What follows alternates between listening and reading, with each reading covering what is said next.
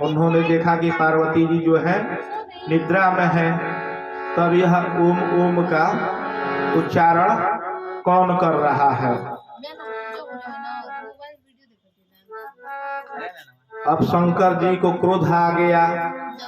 उनके मन में विचार आया कि यह ना गुरु दक्षिणा लिया, गुरु दीक्षा लिया और ना उपनीत हुआ, ना इसका यज्ञोपवीत हुआ और ये वेद मंत्र ग्रहण कर रहा है।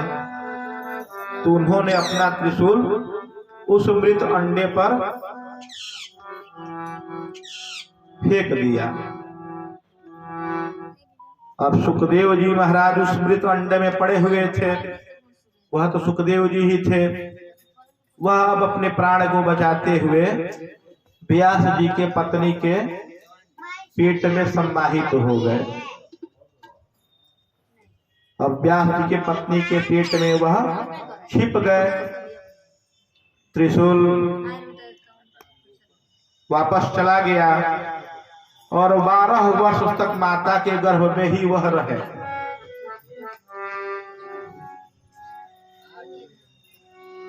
वह गर्भ से बाहर नहीं निकलना चाहते थे।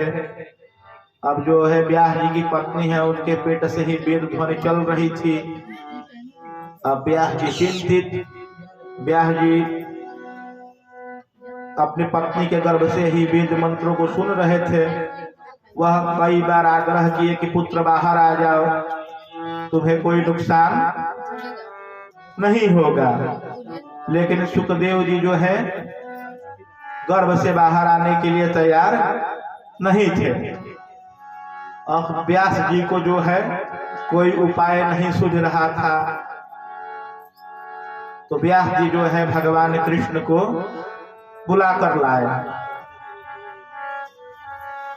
जब भगवान कृष्ण आए तब सुखदेव जी महाराज जो है माता के गर्भ से बाहर आए। बाहर आते ही उन्होंने अपने पिता को, व्यास जी को और भगवान कृष्ण को प्रणाम किया। और प्रणाम करने के बाद बोले कि महाराज, मैं किस लिए गर्भ से बाहर आऊं। जन्म तो उसका होता है जिसके मन में विकार होता है। जिसके मन में कोई विकार ही नहीं है तो उसको जन्म मरण के बंधन से क्या मतलब है।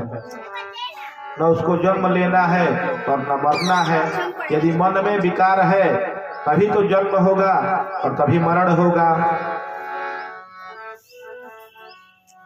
यदि मान लीजिए मेहनत करेंगे तो पसीना होगा, दाढ़ी बढ़ेगी तो बनवाना ही पड़ेगा। तो इन सब संसार के चक्करों में मुझे नहीं पड़ना, मुझे इस विकार में नहीं पड़ना। जो असंस्कृत होगा वही संस्कृत हो सकता है। यदि पात्र खाली है तभी उसमें जल भरा जा सकता है। यदि खाली नहीं है तो उसमें जल सम्माहित नहीं हो सकता।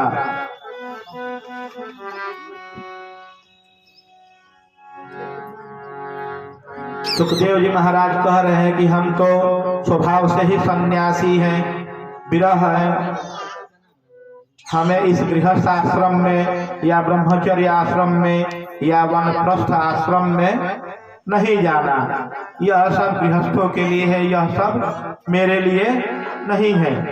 अब देखिए वेद में आया है, यजुर्वेद में मध्यांगनी संहिता की बात है। यह सहस्रशी रेखा पुरुषः सहस्राक्षः सहस्रपात् शभूमि गुं सर्कस्कृत्वा चतुष्टदशांगुलम्। भगवान का ही 1000 रूप है, 1000 हाथ है, 1000 पाँव है और 1000 आंखें हैं। वह विराट पुरुष है, वही साक्षात नारायण है। आगे उसी वेद मंत्र में आया है, ब्राह्मणोस्य मुखमासीद बाहु राजन्यः कृतः पूरो तदस्य जदवैश्य पद्भ्याम शूद्रो अजायत। उस विराट पुरुष से ही ब्राह्मण क्षत्रिय वैश्य और शूद्र उत्पन्न हुए हैं। ब्राह्मण जो होता है तुरीयवत होता है, अर्थात ब्राह्मण का जो कार्य होता है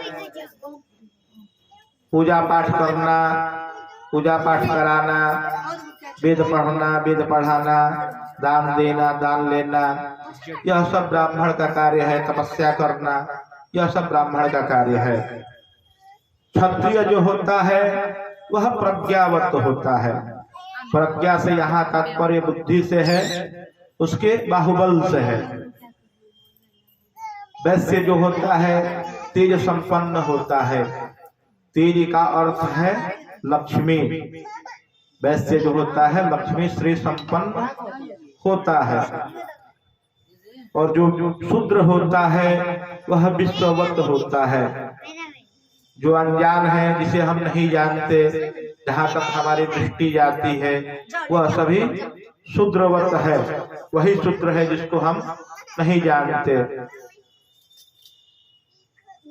तो इसी के आधार पर जो है आश्रमों की व्यवस्था की गई है। तो सुखदेव जी महाराज कह रहे हैं कि मुझे इन सब चीजों से कोई लेना देना नहीं है।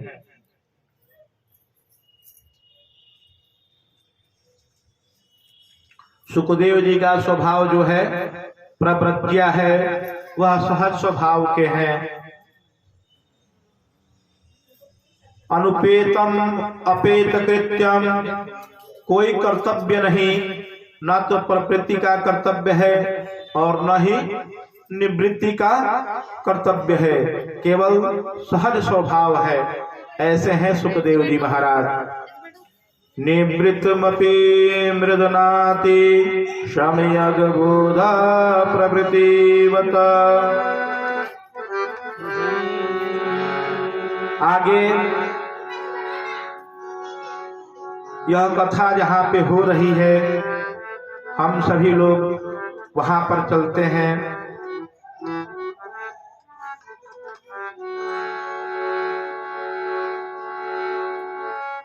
नैमिषे सुत मासिन्य मभिवाद्य महामतिम्। नैमिषारण्य में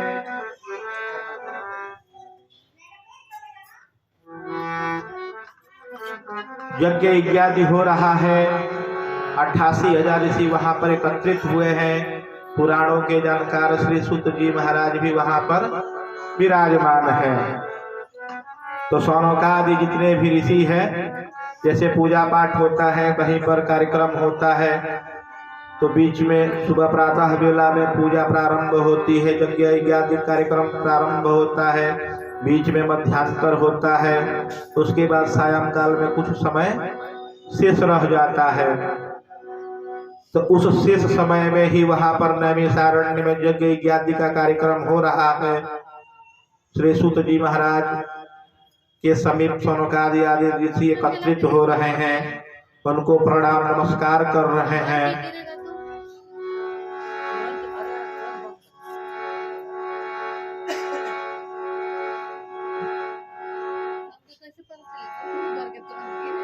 यहाँ पर नैमिषारण्य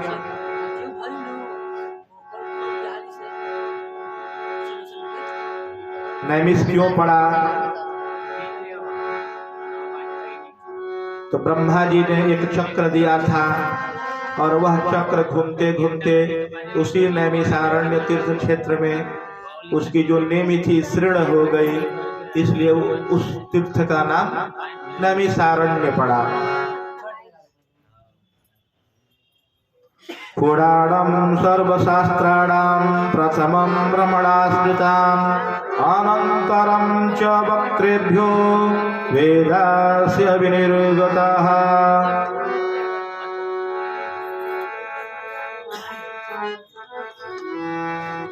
इसका तात्पर्य यह है कि ब्रह्मा जी के हृदय में जो है सर्वप्रथम पुराण भरा हुआ था, उसको उन्होंने पहले याद किया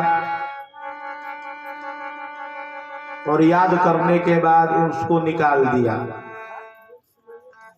जब पुराणों का प्रवचन हो गया और उनका हृदय खाली हो गया, तब उसमें वेद प्रकट हुए। इस प्रकार पुराण पहले प्रकट हुए और वेद बाद में प्रकट हुए। पुराण जो है वेद का बड़ा भाई है।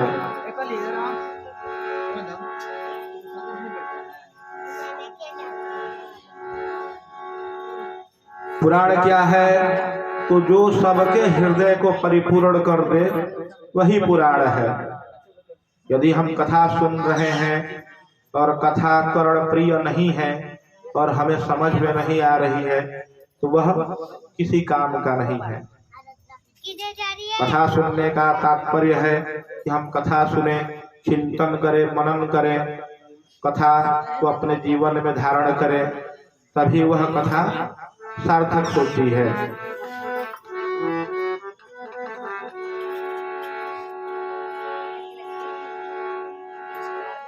अब शौनकादि ऋषि जो है श्री सुत जी महाराज से पूछते हैं, अज्ञान ध्वांत विध्वंस कोटि सूर्य सम प्रभम तुदाख्या ही कथा सारम मम कर्ण रसायनम।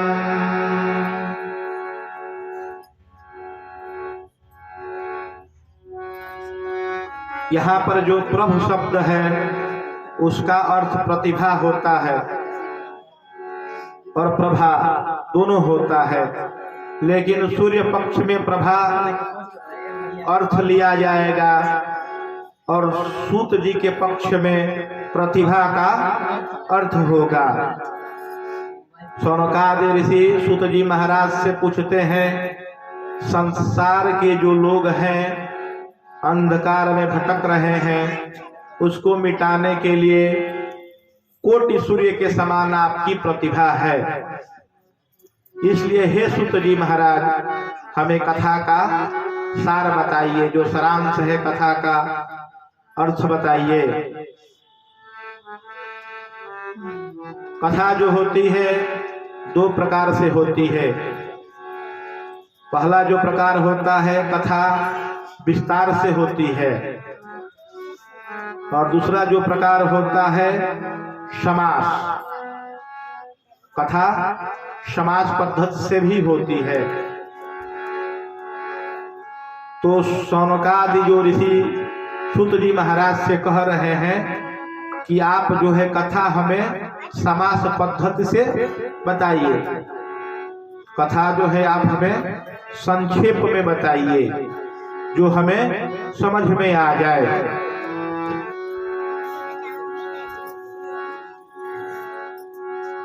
शौनक जी आगे पूछते हैं कि भक्ति, ज्ञान, वैराग्य युक्त विवेक की वृद्धि कैसे होती है। देखिए, विवेक तो कई प्रकार का होता है। कोई डॉक्टर होता है, कोई इंजीनियर होता है, कोई बैरिस्टर होता है, कोई पायलट होता है। सबके पास विवेक है, सबके पास बुद्धि है, लेकिन बात यहाँ पर विवेक की हो रही है।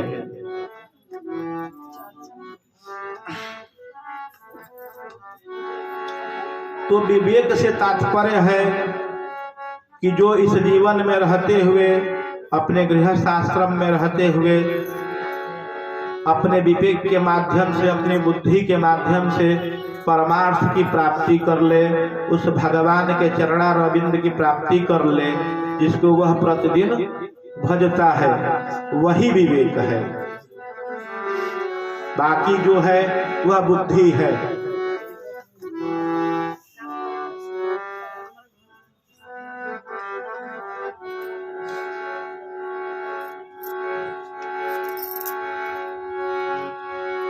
तो हे सूत जी महाराज, आप हमें बताइए कि उस विवेक की वृद्धि कैसे हो, कैसे जो है हमारा मन या इस जगत का, इस जीव का मन उस विवेक को प्राप्त कर ले, उस भगवान को प्राप्त कर ले, या उस प्रकार की बुद्धि को प्राप्त कर ले जिससे कि उसका परम कल्याण हो जाए, वह सब हमें बताइए। क्योंकि घोर कलयुग आ गया है, जीव जो है असुर हो गया है। यहाँ पर सभी लोग जो है क्लेश से, नाना प्रकार के दुखों से पीड़ित है। तो उस प्रकार की बुद्धि का विकास कैसे हो, उस प्रकार का विवेक कैसे आए, उस विवेक को उत्पन्न करने का कोई उपाय बताइए। तो आगे सुत जी महाराज कहते हैं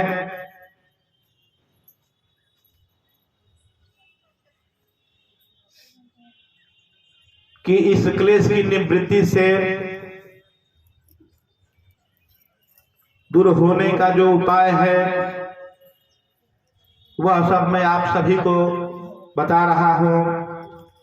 चिंतामणि लोक सुखम सुरद्रो स्वर्ग संपदम प्रयच्छति गुरु प्रीतो वैकुंठम योगी दुर्लभम वैकुंठम योगी दुर्लभम। देखिए कथा में आगे सुत जी महाराज कहते हैं चिंतामणि जो होती है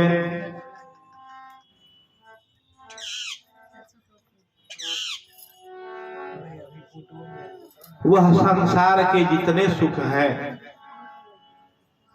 उन जिन जिन सुखों की कल्पना हम कर सकते हैं, कामना कर सकते हैं, तो उस मणि से हमें प्राप्त हो जाती है। चिंता मणि से, यह मणि स्वर्ग में है। तो इस मणि के माध्यम से जो भी हमारी लोक कामनाएं, धन, पुत्र, पद, प्रतिष्ठा, मान, सम्मान जो भी है उस चिंता मणि से हमें प्राप्त हो जाती है। और इंद्र जो है स्वर्ग के सुख भी दे सकते हैं।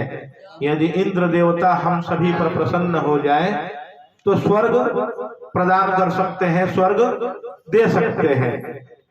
लेकिन वैकुंठ का सुख नहीं दे सकते, मोक्ष प्राप्ति नहीं हो सकती।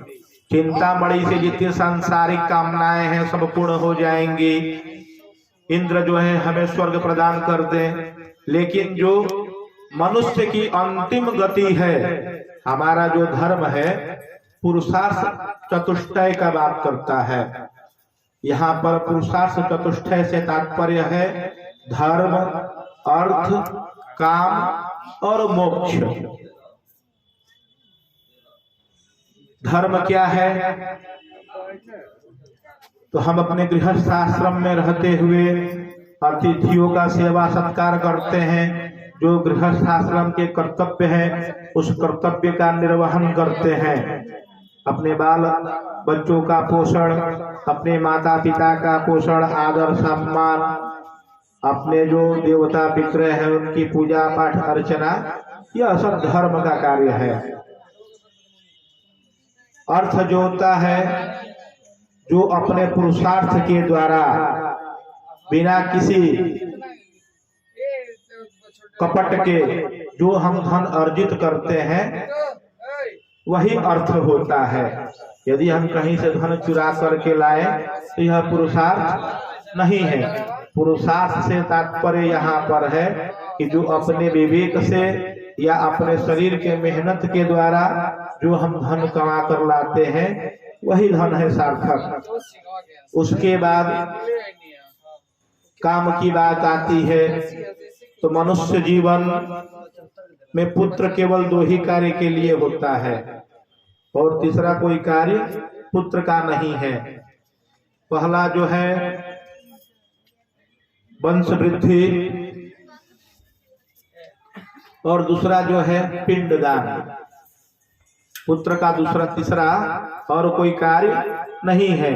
जो आपका वंश है उसका विस्तार हो, वह वंश बढ़े।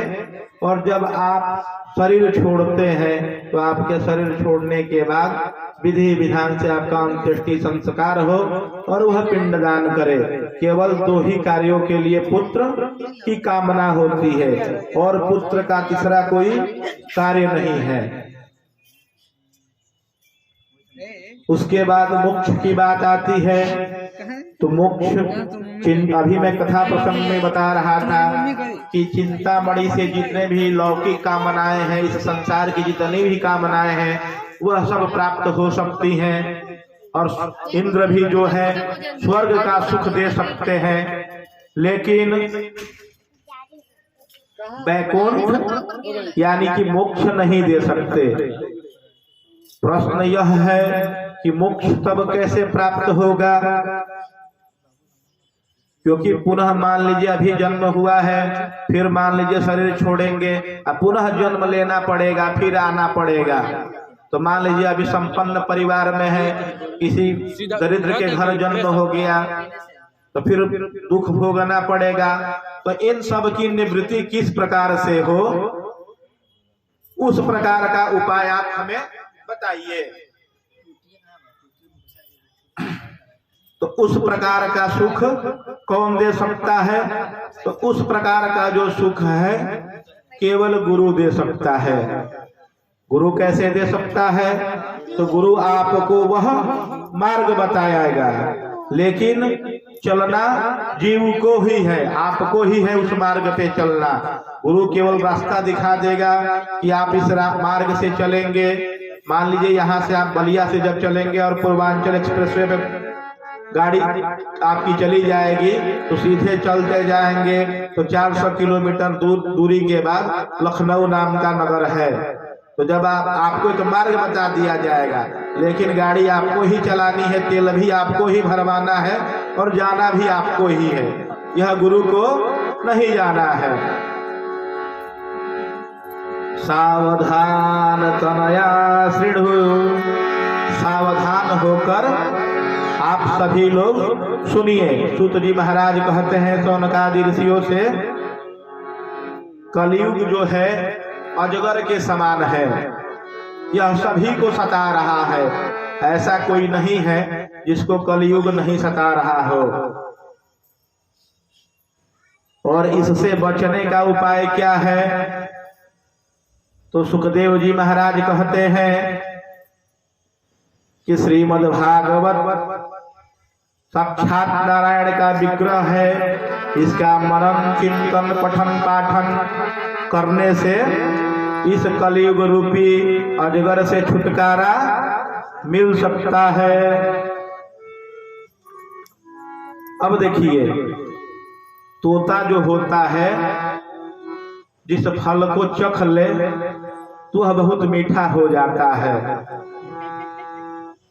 यदि कच्चा आम है और वो पेड़ पे लगा हुआ है और तोते ने चख लिया तो सभी आमों की अपेक्षा, सभी फलों की अपेक्षा जिस आम को या जिस फल को तोते ने चखा होगा वह सर्वाधिक मीठा होगा। यह तोता का प्रथम गुण है। दूसरा गुण क्या है? तो तोते को जिस प्रकार से पढ़ाया जाएगा वही पढ़ेगा, वही बताएगा। अपने तरफ से वह कुछ मिक्स मिला नहीं सकता। जो उसको परंपरा से प्राप्त होगा, जो पढ़ाया गया होगा, वह उसी प्रकार से कहेगा। तो यह कथा जो है श्रीमद् भागवत महापुराण की, सुखदेव जी महाराज जो है वक्ता है और ये उनके मुखार बिंदु से हो रहा है। तो यह सभी आप लोग यह मानकर चलिएगा कि सभी कथा से ज्यादा मीठा यह कथा होगी।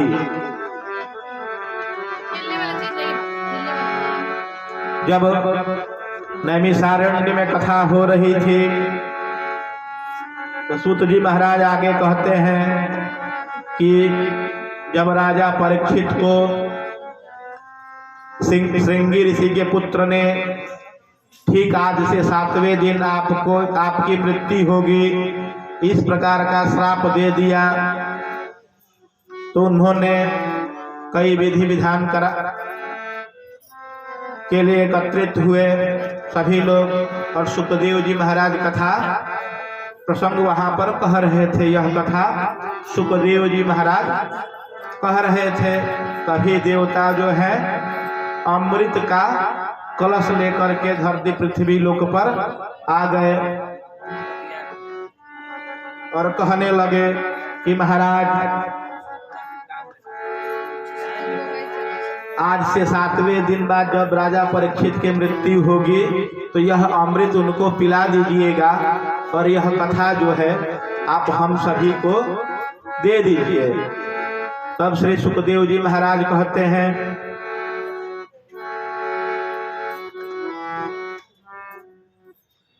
कि देवता तुम लोग स्वार्थी हो और यह कथा जो है स्वार्थियों के लिए नहीं है। स्वार्थियों से यहाँ तात्पर्य है विनिमय, व्यापार। यहाँ पर देवता जो है सुखदेव जी महाराज से व्यापार कर रहे हैं कथा का कि आप अमृत ले लीजिए और यह कथा रूपी अमृत हमें दे दीजिए। तो सुखदेव जी महाराज कहते हैं कि अभक्त जो है इसका अधिकारी नहीं है।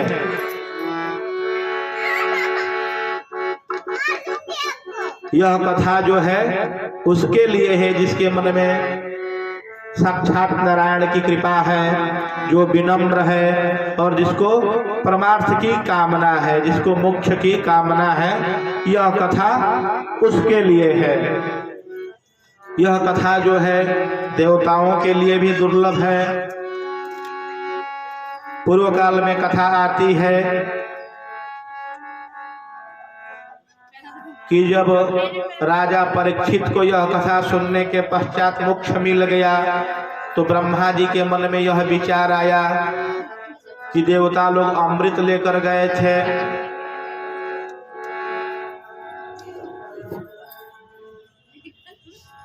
फिर भी सुखदेव जी महाराज ने विनिमय नहीं किया, अदला बदली नहीं किया।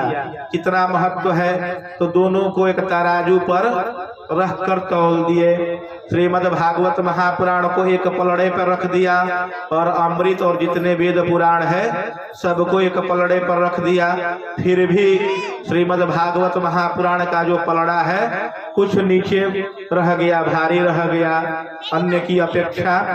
तो इस प्रकार की महिमा है यहाँ पर श्रीमद् भागवत महापुराण की।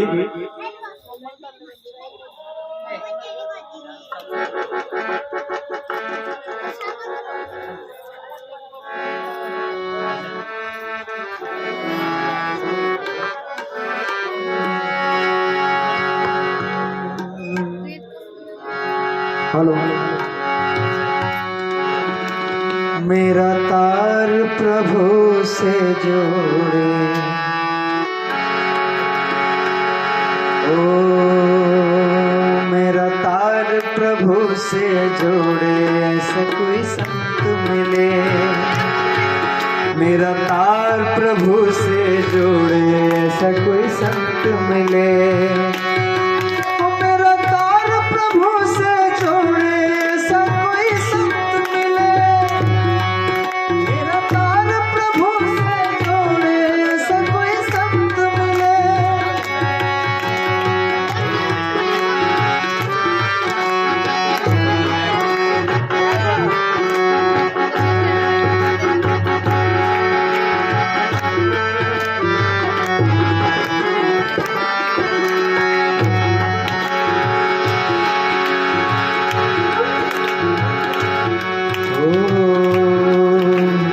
टूटा तारा हुआ धियारा, टूटा तारा हुआ धियारा, टूटा तारा हुआ धिया। हरि देखे ना हरि का द्वारा, हरि दिखे ना हरि का द्वारा। टूटा तारा हुआ धियारा, हरि दिखे ना हरि का द्वारा। टूटा तारा हुआ धियारा, हरि दिखे ना हरि का द्वारा। मेरा बिछड़ा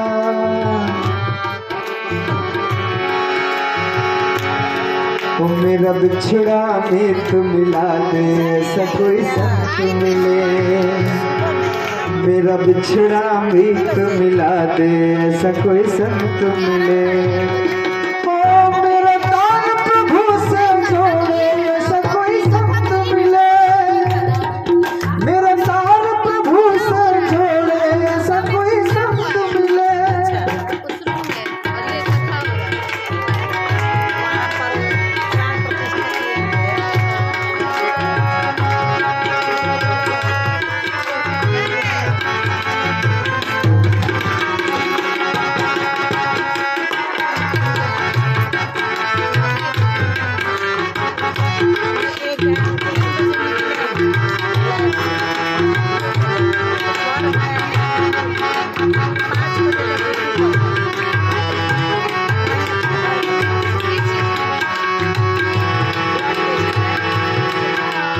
जोड़े तार करे उजियारा, जोड़े तार करे उजियारा। अंतर में ना रहे अंधियारा, अंतर में ना रहे अंधियारा। जोड़े तार करे उजियारा, अंतर में ना रहे अंधियारा। जोड़े तार हो जोड़े तार उजियारा, अंतर में न रहे अंधियारा।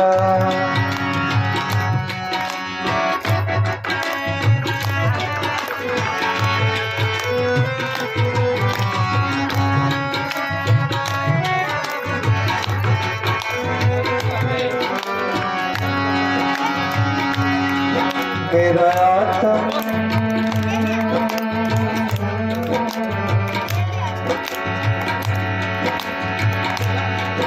मेरा आत्म रूप दिखा दे, ऐसा कोई संत मिले। मेरा आत्म रूप दिखा दे, ऐसा कोई संत मिले। ओ मेरा तार प्रभु से जोड़े, ऐसा कोई संत मिले। ओ मेरा तार प्रभु से जोड़े, ऐसा कोई संत मिले। ऐसा कोई संत मिले, ऐसा कोई गुरु मिले। ऐसा कोई संत मिले, ऐसा कोई गुरु मिले। वो मेरा तार प्रभु से जोड़े, ऐसा कोई संत मिले। मेरा तार प्रभु से जोड़े, ऐसा कोई संत मिले।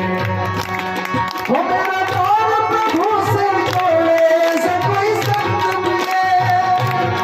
वो मेरा तार प्रभु से जोड़े, ऐसा कोई संत मिले। ऐसा कोई संत मिले, ऐसा कोई ऋषि मिले। ओ ऐसा कोई संत मिले, ऐसा कोई ऋषि मिले। मेरा तार प्रभु से जोड़े, ऐसा कोई संत मिले। तो मेरा तार प्रभु से जोड़े, ऐसा कोई संत मिले। वो मेरा तार प्रभु से जोड़े, ऐसा कोई संत मिले। वो मेरा तार प्रभु से जोड़े, ऐसा कोई संत मिले। जय जय श्री राधे श्री राधे।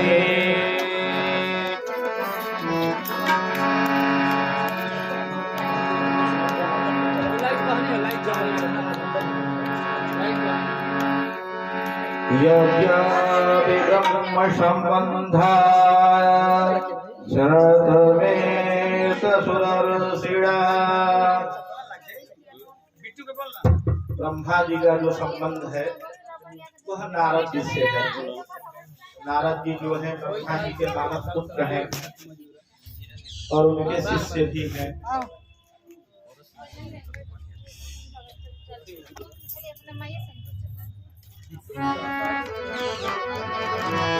श्रीमद् भागवत का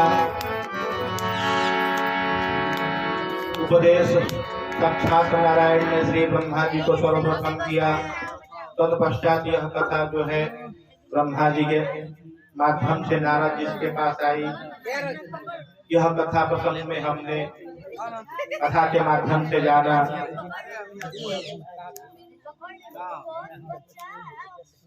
नारद जी ने तो कथा जान ली थी कि कथा क्या है, लेकिन उसकी विधि जो है कथा किस प्रकार से होगी, किस प्रकार से करनी चाहिए, यह सनातन सनकादि ऋषियों ने बताई नारद जी को। तब शौनक जी महाराज श्री सुत जी महाराज से पूछते हैं कि नारद जी के पास इतना समय कहाँ से मिल गया कि वह कथा सुनने लगे। वह तो एक क्षण कहीं पे टिकते नहीं हैं। कथा सुनने के लिए टिकना पड़ेगा, बैठना पड़ेगा, तभी तो कोई कथा सुन पाएगा। जो प्रत्येक क्षण पलक झपकते ही विचरण करता हो, वह कथा किस प्रकार से सुन पाएगा।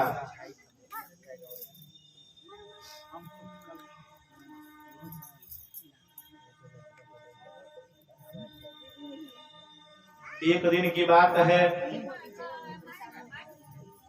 इसका सुत जी महाराज कह रहे हैं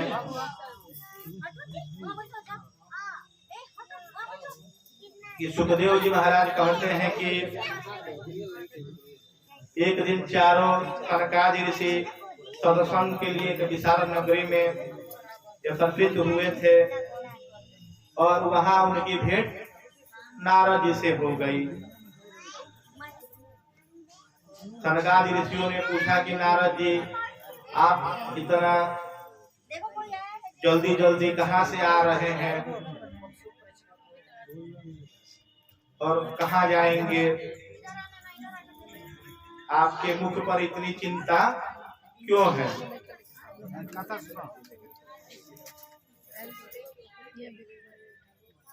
नारद जी बताए कि मैं पृथ्वी लोक पर गया हुआ था। वहां पर पुष्कर, प्रयाग, काशी, गोदावरी, हरिक्षेत्र, कुरुक्षेत्र आदि तीर्थों में भ्रमण किया। तीर्थेषु भ्रमणात् इतस्ततः, बहुत से तीर्थों में मैंने भ्रमण किया, परंतु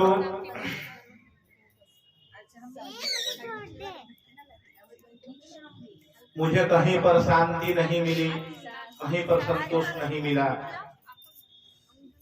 क्योंकि कलयुग रूपी धर्म जो है पृथ्वी पर चारों ओर विचरण कर रहा है और अब लोग तीर्थों में भी नहीं डरते हैं, तीर्थों में भी सत्य नहीं बोलते हैं। यदि किसी तीर्थ में गए, स्नान किए, दर्शन किए, दर्शन करने के पश्चात दुकान पे चले जाएंगे, किसी का जेब टटोलने लगेंगे। सत्यम नास्ति, वहां पर अब सत्य नहीं है।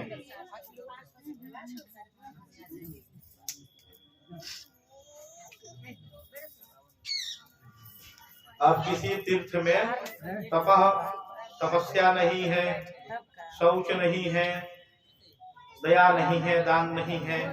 मैं पृथ्वी के सभी तीर्थों पे भ्रमण करके आ गया, लेकिन कुछ भी प्राप्त नहीं हुआ। मंदा सुमंदा मतयो मंद भाग्या ह्युपुत्रादा, लोग जो है मंद हो गए हैं।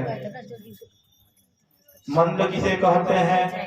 तो मंद का तात्पर्य है आलसी। जिसके मन में, जिसके शरीर में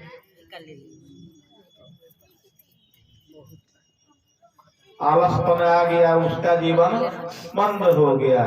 मनुष्य का जो सर्वाधिक बड़ा शत्रु है वह आलस है। यदि किसी व्यक्ति के जीवन में आलस हो जाए, वह अपने जीवन का स्वाद नहीं ले सकता, क्योंकि वह प्रत्येक कार्य में प्रमाद करेगा, हठ करेगा, बहस करेगा, कोई कार्य वह सही ढंग से कर नहीं पाएगा। आलस जो है मनुष्य का सबसे बड़ा शत्रु है। यदि आलस में से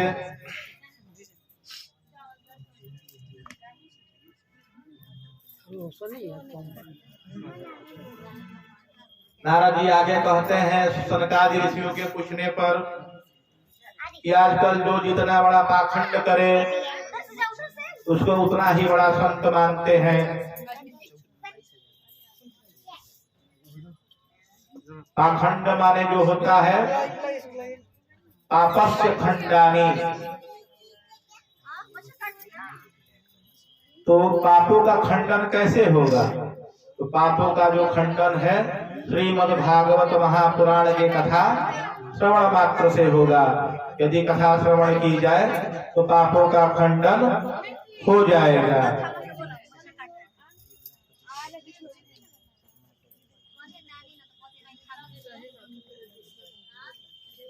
विरक्ता सपरिग्रहाः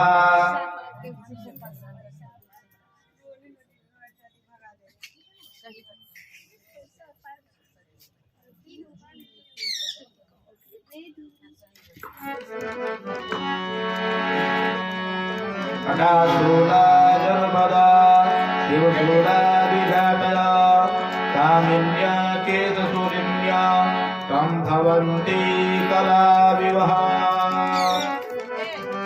जब तक शरीर में बल होता है और स्त्री जो तरुणी होती है, नवयौवन होती है, तो उसका परिवार में मान सम्मान होता है, और जब वह वृद्ध हो जाती है तो उसका मान नहीं रह जाता, कोई सम्मान नहीं करता है।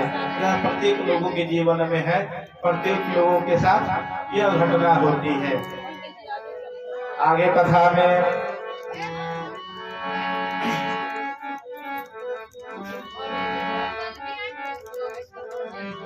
कामिन्यः केशसूलिन्यः, यहाँ पर जितनी भी कलयुग में जो स्त्रियां होंगी,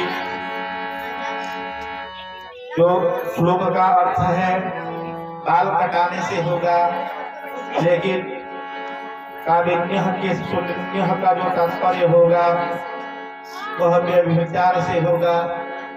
जो स्त्रियां होंगी वह व्यभिचारी होंगी, जो पुरुष होंगे वो झूठे होंगे, बंगाल होंगे। यह सब कलयुग का प्रभाव है। तो इन सब से कैसे निवृत्ति हो?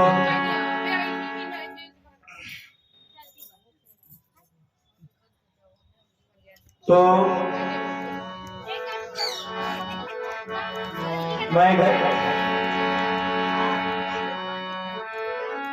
कह प्रजापति सो यस्य तस्य शूलिन्यः लयनं लाति इति लोला दर्शनं तौ लोकस्य सर्वथा घरहरम्। श्रीमनो नारायण नारायण नारायण श्रीमन नारायण नारायण नारायण श्रीमन नारायण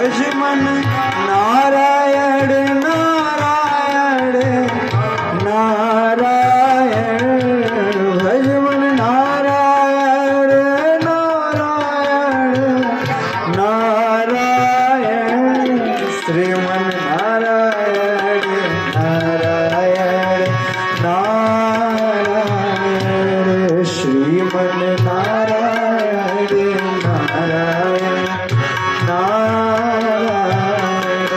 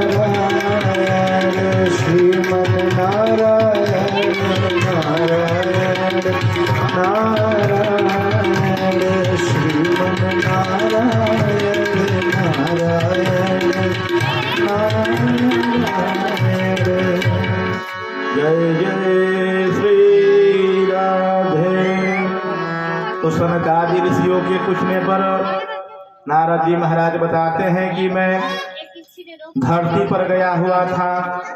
एक दिन मैं विचरण करता हुआ यमुना जी के तट पर पहुंच गया। वहां पर मैंने जहां पर भगवान की लीला हुई थी, वहां पर मैंने देखा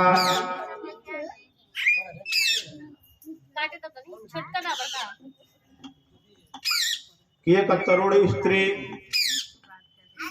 एक जो स्त्री है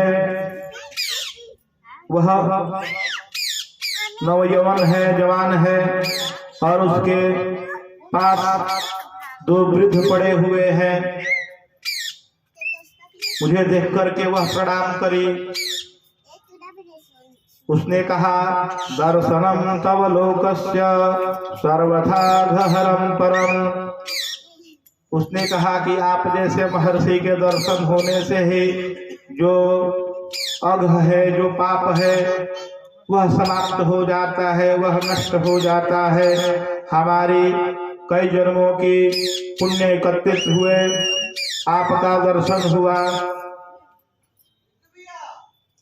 तब मैंने उससे पूछा कि तुम कौन हो? तो उसने बताया कि मेरा नाम भक्ति है, और ये जो वृद्ध पड़े हुए हैं यह मेरे ज्ञान और वैराग्य बेटे हैं। इनका जो शरीर है जर्जर हो गया है। मैं जो है दक्षिण देश में प्रकट हुई, कर्नाटक में बढ़ती हुई, फिर मैं महाराष्ट्र में आई, उसके बाद गुजरात होते हुए मैं वृंदावन यमुना जी के तट पर आई। यहाँ पर तो मैं नौजवान हो गई, लेकिन जो मेरे पुत्र हैं ज्यों के त्यों पड़े हुए हैं।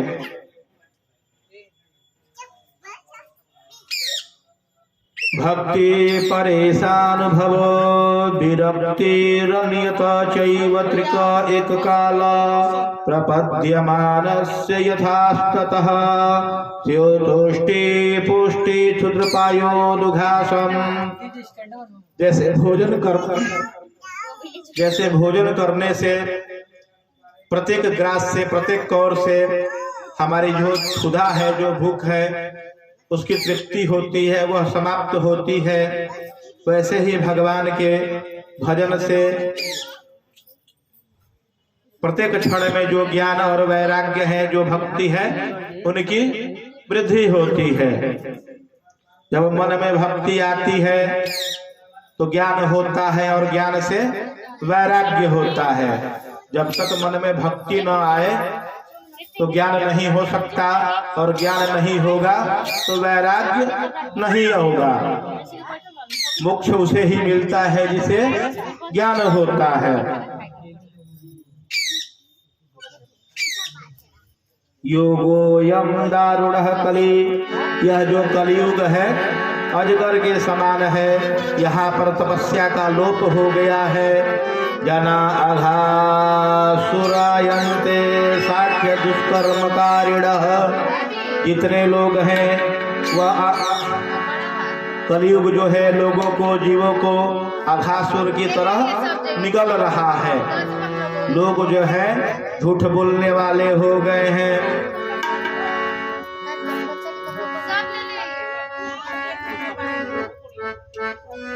यहाँ पर भक्ति के तो बहुत से ग्राहक हैं, लेकिन ज्ञान वैराग्य का कोई